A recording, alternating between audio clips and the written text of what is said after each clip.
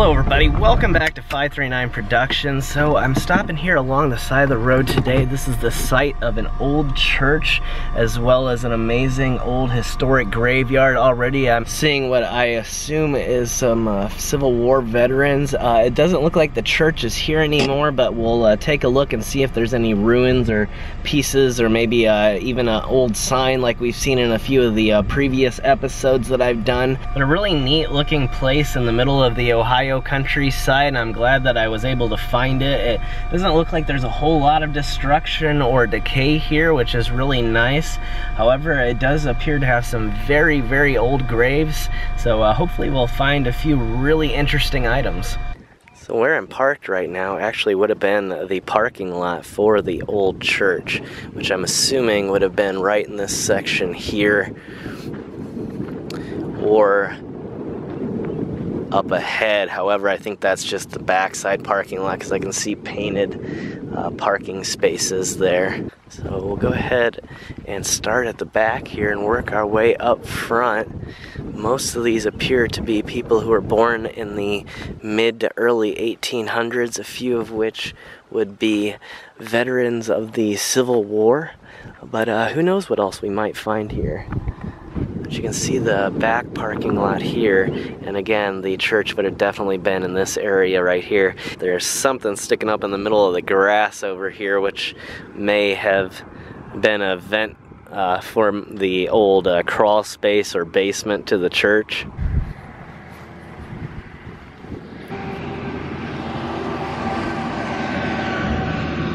And you can see that some of the graves have been sinking. It's very soft ground, and so when it rains, a lot of these really heavy stone markers can begin to sink, and that's probably why some of them are starting to turn sideways. But it looks like somebody's been doing some digging potentially to move them back into place.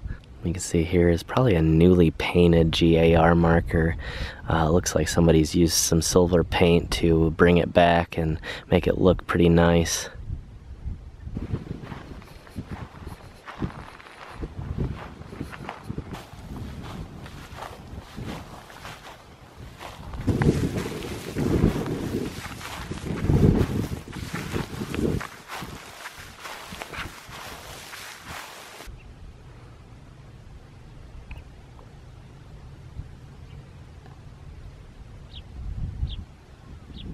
Yeah, just one lonely little grave marker over here.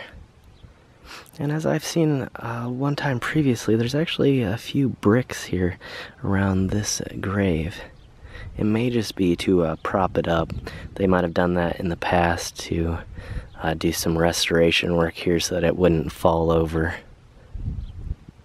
Or it may have previously fallen, and that was what they used to add some firm aggregate below so that it wouldn't do any further sinking or tilting. There's definitely some people outside in one of these farms. I can hear people talking.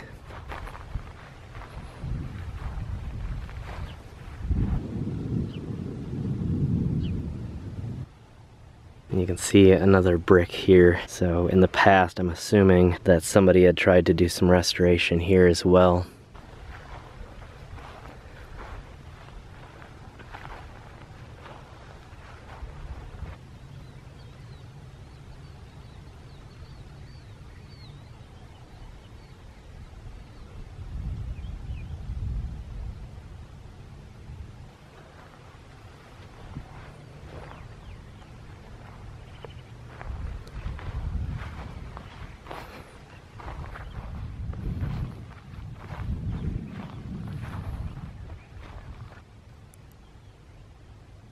And this particular grave has been moved back into place recently. You can see the mud is still on the side as it's been moved probably since it's rained last.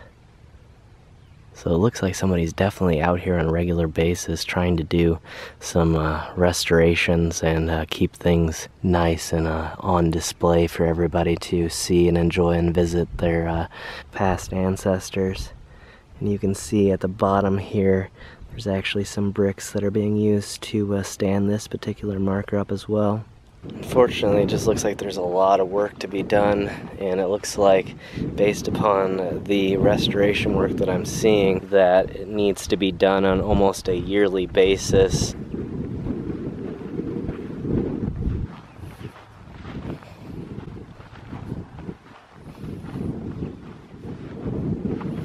I thought that this marker over here had been to indicate that the grave to the left was a Civil War veteran, but it's actually, you can see this particular marker here, which has begun to sink. It appears that somebody has kept it dug out so that they can lift it back up and eventually place it back in the original placement.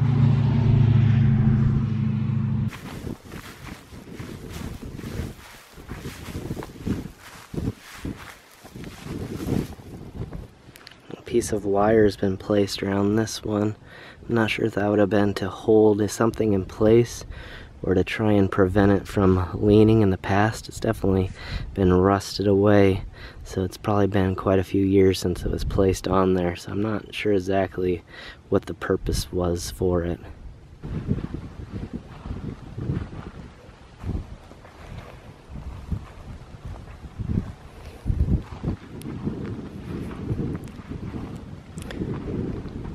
And so far there's quite a few Civil War veterans buried here. And it looks like, again, there's been maintenance done on the actual GAR marker instead of just replacing it, and they've put some silver paint on to keep that metallic looking appearance.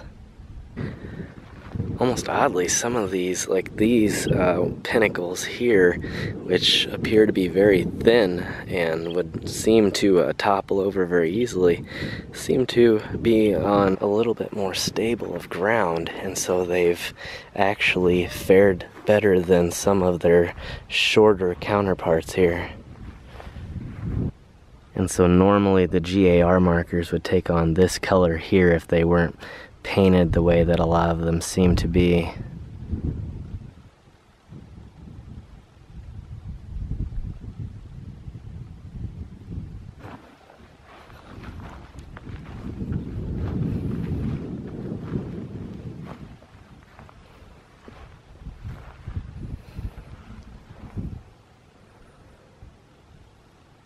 Just so impressive. It's a really beautiful marker, but it's so tall and so thin that I never would have expected these, of all the graves here, to survive. And with a seemingly small amount of damage and decay over the years. Although you can tell from the ground here that they have had to reposition it several times. I'm not sure if this here is a family section marker or a row marker, or if it's just a really decayed stone that is almost worn away. It almost appears to have some lettering on the top.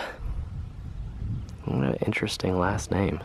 I've never heard of anybody with the last name Pancake before in my life.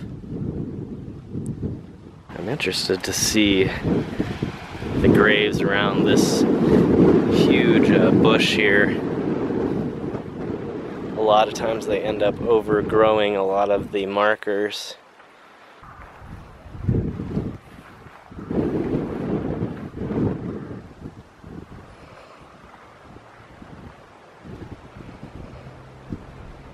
Here's another veteran here, but this is actually a more recent burial and a veteran of World War II.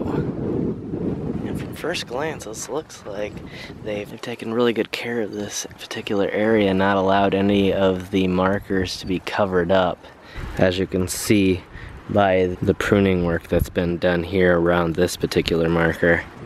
It definitely appears to be clear of any other markers underneath, unless they've been moved out during past restoration efforts.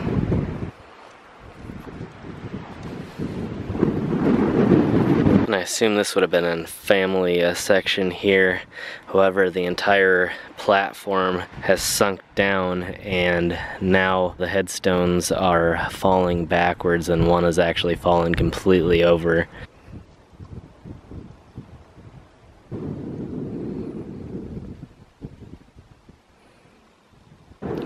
You can can see someone's actually placed these decorative flower pots up here to mark the front border of the graveyard. And somebody's definitely coming back regularly to replace these flowers here. See, a lot of work's been done to make this particular grave stand up, even though it's obviously seen a lot of ruin and decay over the years. But it's still good to see that even though a lot of it's now illegible, that people actually still care enough to at least prop it up.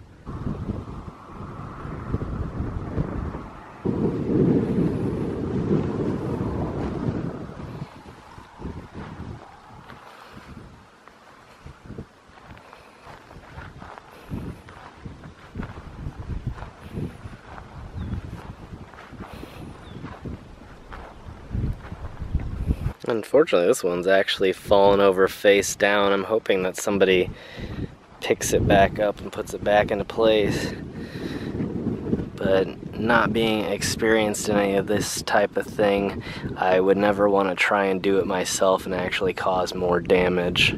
But you can see very clearly underneath these two markers here how they have piled the bricks, and you can tell that a lot of work has gone into keeping this place nice, and these graves here need constant attention not to fall over and sink into the ground. And it kind of shows you just how quickly things can disappear in places like this. As you can see, this particular marker here is already leaning backwards and will again need some restoration work in order to stay standing.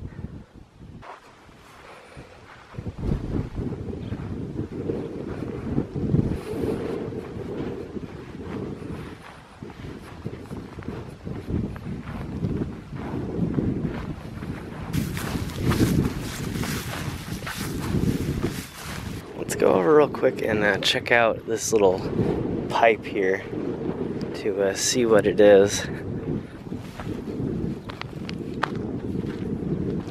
Someone's definitely been mowing over here recently. You can see that someone's bringing over a tractor that would be used on a farm and using a pull-behind mower. I'm not sure exactly what it is.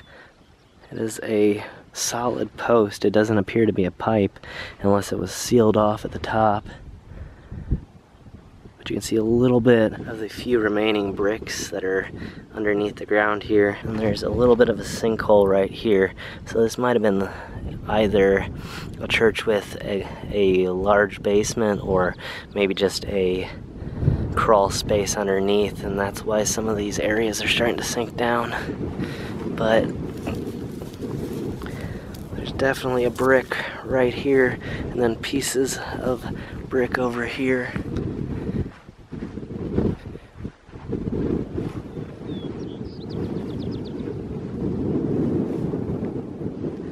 And here's pieces of what may have been a foundation, or maybe the entryway to the building.